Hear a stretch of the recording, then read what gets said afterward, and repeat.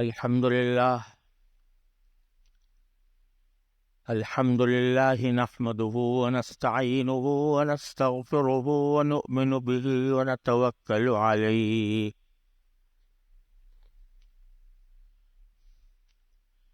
ونعوذ بالله من شرور أنفسنا ومن سيئات أعمالنا من يهده الله فلا مضل له ومن يضلل فلا هادي له وأشهد أن لا إله إلا الله وحده لا شريك له وأشهد أن سيدنا وسندنا ونبينا ومولانا محمدا عبده ورسوله صلى الله تعالى عليه وعلى آله وأصحابه وبارك وسلم تسليما كثيرا. أما بعد فأعوذ بالله من الشيطان الرجيم. بسم الله الرحمن الرحيم. قل اللهم مالك الملك تؤتي الملك من تشاء وتنزع الملك ممن تشاء بيدك الخير إنك على كل شيء قدير. تولج الليل في النهار وتولج النهار في الليل وتخرج الحي من الميت وتخرج الميت من الحي وترزق من تشاء بغير حساب. آمنت بالله صدق الله مولانا العظيم وصدق رسوله النبي الكريم ونحن على ذلك من الشاهدين والشاكرين والحمد لله رب العالمين.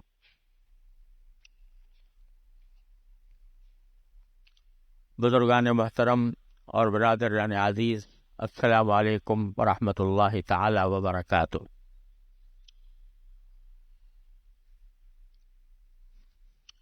یہ آیات کریمہ جو میں نے ابھی آپ کے سامنے تلاوت کی ہیں،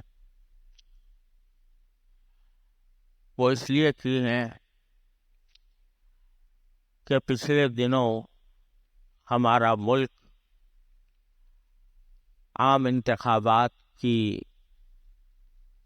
گہما گہمی میں مبتلا رہا اور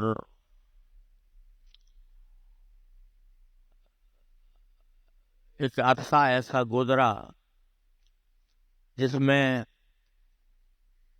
طرح طرح کے دعوے اور اس کے مخالفوں پر الزامات وغیرہ کا ایک لامتناہی سلسلہ چلتا رہا اور پورا سیاسی حلقہ ایک انتخابی بخار میں مبتلا رہا. میں پہلے تو یہ عرض کرنا چاہتا ہوں کہ انتخابات کا یہ نظام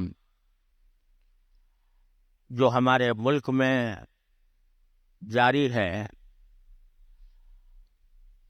اس میں اس کا یہ پہلو کہ کوئی بھی امیدوار کھڑا ہوتا ہے تو وہ اپنی تعریف میں اور اپنے دعووں اور وعدوں میں زمین و آسمان کے قلابے ملاتا ہے اور اپنے مخالف کو طرح طرح کے الزامات کا نشانہ بناتا ہے. کہتا ہے میں اچھا ہوں دوسرا برا ہے، مجھے حکومت دو اور دوسرے سے دوسرے کو نہ دو. یہ جو نظام ہے کہ جس میں آدمی خود اپنے آپ کو حکومت کے لیے پیش کرتا ہے، اقتدار کے لیے پیش کرتا ہے، یہ بذات خود حضور نبی کریم سرور دو عالم صلی اللہ علیہ وسلم کی ایک تعلیم کے خلاف ہے. رسول کریم صلی اللہ علیہ وسلم نے واضح ارشاد فرمایا کہ لا تسأل الامارہ، کہ تم میں سے کوئی شخص اپنا امیر بننے کا مطالبہ نہ کرے، خود کوئی حاکم بننے کی کوشش یا سوال نہ کرو. فإنک ان سألتھا، اگر تم خود حاکم بننے کا مطالبہ کرو گے یا سوال کرو گے تو وکلت الیہا، تو پھر معاملہ تمہارے حوالے کر دیا جائے گا، تم جانو تمہاری حکومت جانے. وَإِنْ أَتَتْكَ بِغَيْرِ مَسْأَلَةٍ، اور اگر حکومت تمہارے پاس آ جائے بغیر تمہارے مطالبے کے، بغیر تمہارے سوال کرنے کے، تو أُعِنْتَ عَلَيْهَا، تو اللہ تعالیٰ کی طرف سے تمہاری مدد ہو. یہ ایک اصول بیان فرمایا نبی کریم صلی اللہ علیہ وسلم کہ کوئی شخص اپنے لیے حاکم بننے کی طلب نہ کرے، اگر طلب کیے بغیر اس کے پاس آ جائے گی تو اللہ تبارک و تعالیٰ اس کی مدد فرمائیں گے، اور اگر اس کے مطالبے پر آئے گی تو اسے چھوڑ دیا جائے گا کہ تم جانو تمہاری حکومت جانے، جس طرح چاہو چلاؤ. یہ ہے ایک حدیث کا مفہوم. چنانچہ حضرات خلفائے راشدین رضی اللہ تعالی عنہم کے زمانے میں یہی ہوا. جب حضرت فاروق اعظم رضی اللہ تعالی عنہ نے حضرت صدیق اکبر کو خلیفہ بنانے کی تجویز پیش کی تو حضرت ابوبکر نے کہا کہ نہیں، میں ابو عبیدہ بن جراح کے ہاتھ پر بیعت کرتا ہوں. تو یہ جو نظام ہے کہ اس میں ہر آدمی کھڑے ہو کر خود کہتا ہے کہ میں ایسا ہوں اور مجھے بتاؤ، یہ بذات خود شریعت کے مطابق نہیں ہے. کسی شخص کا ویسے بھی آپ سوچو کہ اخلاقی اعتبار سے آدمی یہ کہے کہ میں اچھا ہوں دوسرا برا ہے، میری حمایت کرو دوسرے کی مخالفت کرو. سیاست کے سے ہٹ کر بھی اگر 10 آدمی بیٹھے ہوئے ہیں، ہر آدمی اگر آدمی کو اپنے کہے میں اچھا ہوں تم سب برے ہو، یہ کوئی اخلاقی اعتبار سے کوئی ایسی بات ہے کہ جس کی تائید کی جائے. لیکن نظام ایسا بنا دیا گیا ہے. کیونکہ نظام ایسا بنا دیا گیا ہے، اس واسطے حکومت بنانے کا اس کے سوا کوئی اور راستہ نہیں رہا. تو ایسے موقع پر فقہائے کرام نے یہ فرمایا ہے کہ جہاں کسی شخص کے ظالموں سے حکومت کو چھڑانے کا کوئی اور راستہ نہ ہو تو وہاں پر کوئی شخص اپنے لیے کوشش کر سکتا ہے. تو اس تھوڑی سی گنجائش کی وجہ سے اس انتخاب نظام کو کسی طرح گوارا کر لیا گیا ہے. لیکن اس پورے انتخاب، میری ایک کتاب ہے اسلام اور سیاسی نظریات، جس میں نے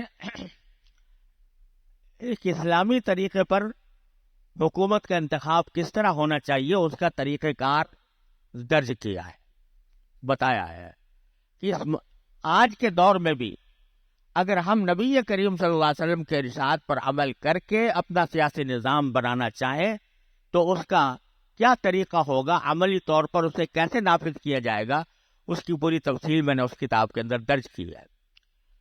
لیکن چونکہ وہ ابھی تک ہے نہیں تو اس لیے مجبوراً یہ کرنا پڑتا ہے کہ جو امیدوار کھڑے ہوئے ہیں ان میں سے جو بہتر ہو اس کو انتخاب کرنے کا مشورہ، اس کو ووٹ ڈالنے کا مشورہ دے دیا جاتا ہے. لیکن اصلی بات یہ ہے. دوسری بات یہ عرض کرنی ہے کہ انتخابات کی سرگرمیوں میں اور انتخابات کی اس مہم میں اللہ بچائے ہم سے پتہ نہیں کتنے سارے گناہ سرزد ہوئے ہیں. یعنی غیبتیں اس میں ہوئیں، بہتان تراشیاں اس میں ہوئیں، دوسروں پر الزامات لگانے کا ایک لامتناہی سلسلہ اس میں ہوا، اور بغیر تحقیق کے افواہیں پھیلانے کا سلسلہ اس میں ہوا، اور دوسروں کے اوپر دوسروں کو برے برے ناموں سے یاد کرنے کا سلسلہ اس میں ہوا. یہ 5 چیزیں میں نے گنوائی ہیں. یہ 5 چیزیں ایسی ہیں جو قرآن کریم کی صریح آیات کے خلاف. جھوٹ بھی بولا گیا، غیبت بھی کی گئی. ایک بات یہ سمجھ لیجئے کہ اگر کسی شخص کے بارے میں یہ فیصلہ کرنا ہو کہ اس کو کوئی ذمہ داری سونپی جائے یا نہ سونپی جائے، اور یا یہ کہ اندیشہ ہے کہ اس ذمہ داری کے سونپنے سے کسی کا اجتماعی نقصان ہو سکتا ہے، تو اس صورت میں اگر اس کی برائی بقدر ضرورت بیان کر دی جائے تو یہ غیبت میں نہیں آتا. جیسے فرض کرو کوئی شخص کہیں رشتہ لے کر گیا، شادی کا نکاح کرنے کا رشتہ لے کر گیا، اور اس کے پاس وہ رشتہ لے کر گیا ہے، وہ دوسرے کسی سے مشورہ کرتا ہے کہ بھئی یہ کیسا آدمی ہے، میں اس سے اپنی بیٹی دوں کہ نہ دوں. اس میں کوئی شخص اگر دیانتداری کے ساتھ بقدر ضرورت اس کی برائی بیان کر دے کہ بھئی اس میں یہ تو فلاں خرابی ہے، یہ غیبت نہیں ہے، کیونکہ اس سے دوسروں کا نقصان سے دوسروں کو بچانا مقصود ہے. بقدر ضرورت اگر کسی شخص کی برائی، امیدوار ایک کھڑا ہوا ہے اور کوئی پوچھ رہا ہے کہ بھئی اس کے بارے میں تمہاری کیا رائے ہے، اس کے بارے میں اگر کوئی شخص اس کی کوئی ایسی کسی خامی یا کمی کی نشاندہی کر دے بقدر ضرورت، یہ غیبت نہیں ہے، یہ گناہ نہیں ہے. کیونکہ اگر فرض کرو کہ اس کی یہ بات نہ بتائی جائے تو لوگ دھوکے میں مبتلا ہو جائیں اور غلط فہمی میں مبتلا ہو جائے. اس حد تک شریعت نے اجازت دی ہے.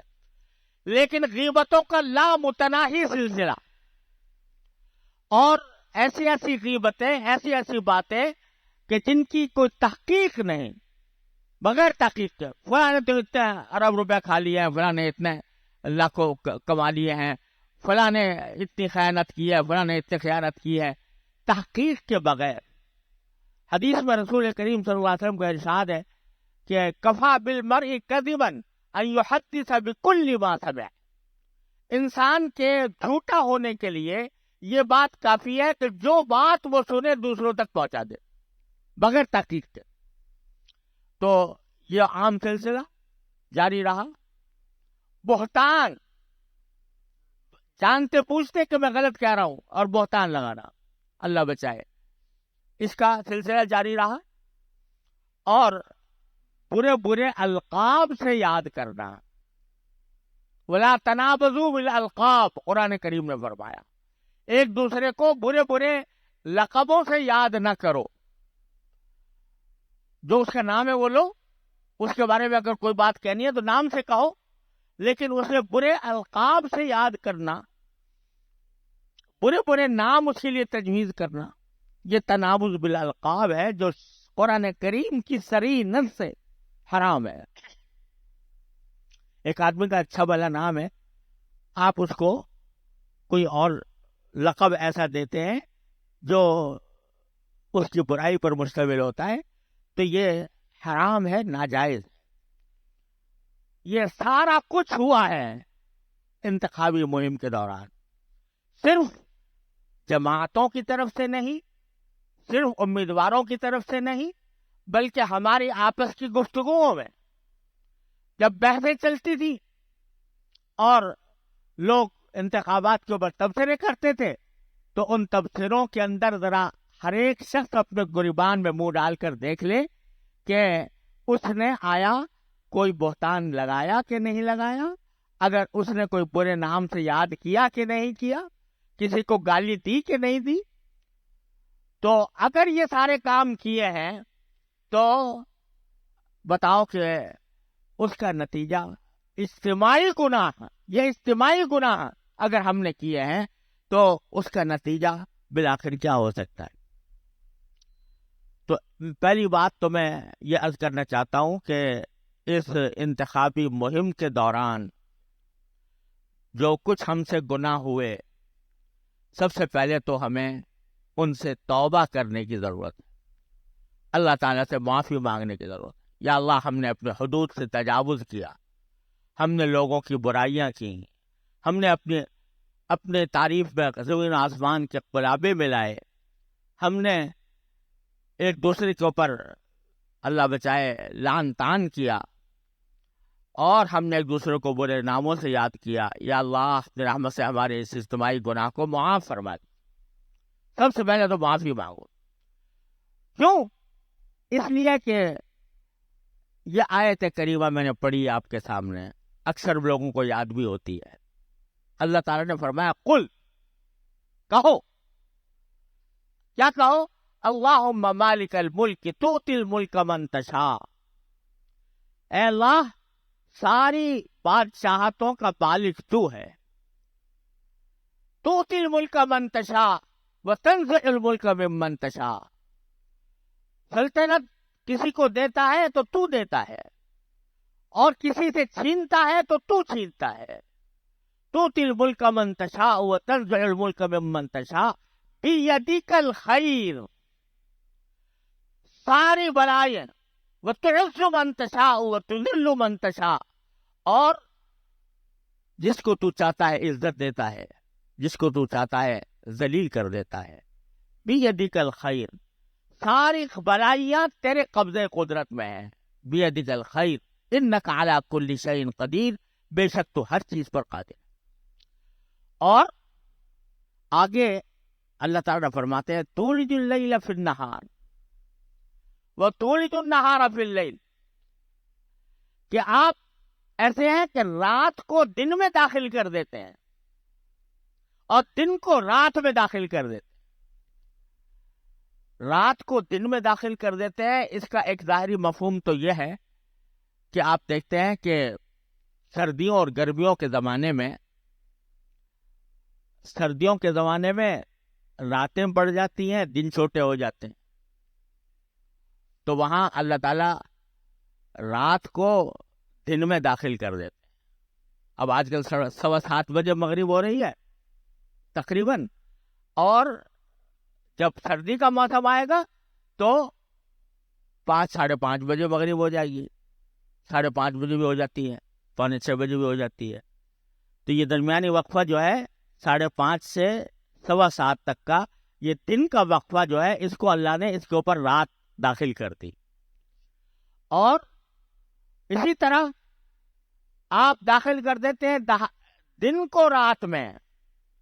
گرمیوں میں جب راتیں چھوٹی ہو جاتی ہیں تو سردیوں میں جو حصہ دن کا تھا وہ رات بن جاتا ہے، جو رات کا تھا وہ دن بن جاتا ہے۔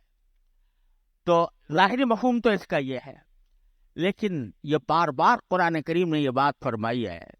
کیا معنی اس کے اندرونی معنی یہ ہے کہ آپ حالات کی تاریکی کو دن کی روشنی سے تبدیل فرما سکتے ہیں، اور حالات کی روشنی کو حالات کی تاریکی سے تبدیل فرما سکتے ہیں، اور اس کے نتیجے میں جس کو چاہتے ہیں عزت دیتے ہیں، جس کو چاہتے ہیں ذلیل کر دیتے ہیں، اور خیر تمام تر آپ ہی کے قبضے قدرت میں ہے۔ انک علی کل شیء قدیر۔ اور پھر فرمایا تخرج الحی من المیت، آپ مردار سے زندہ نکال دیتے، مردے سے زندہ نکال دیتے۔ کیسے؟ مردے سے زندہ نکال دیتے۔ ایک انڈا ہے، وہ مردہ ہے، اس میں چاند نہیں ہے، اس میں سے بچہ نکال دیتے۔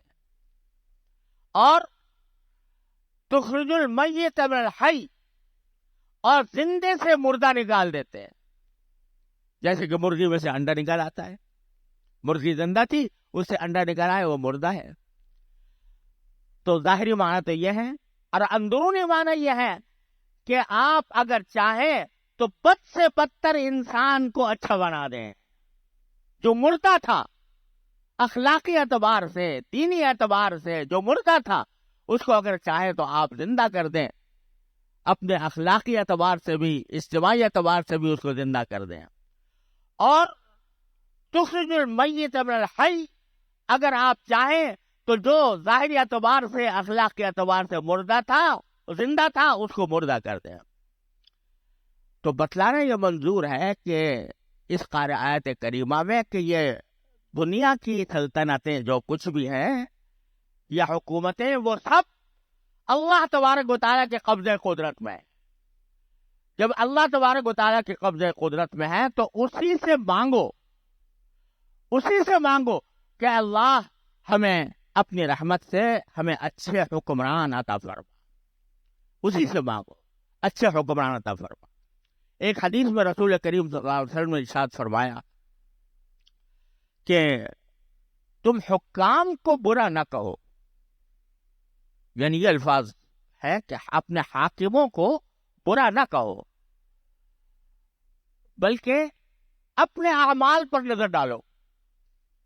اگر تم اچھے ہوگے، تمہارے اعمال اچھے ہوں گے، تم اللہ کے سامنے سرخرو ہوگے، اللہ تبارک و تعالیٰ کے ساتھ تمہارا معاملہ درست ہوگا، اس کے ساتھ تعلق تمہارا مضبوط ہوگا، تو اللہ تعالیٰ تمہارے اوپر ایسے حکام عطا فرمائیں گے تمہیں جو نرم دل ہوں، جو تمہارے ساتھ انصاف کرنے والے ہوں، جو تمہارے ساتھ امن اور آشتی کا پیغام لانے والے ہوں۔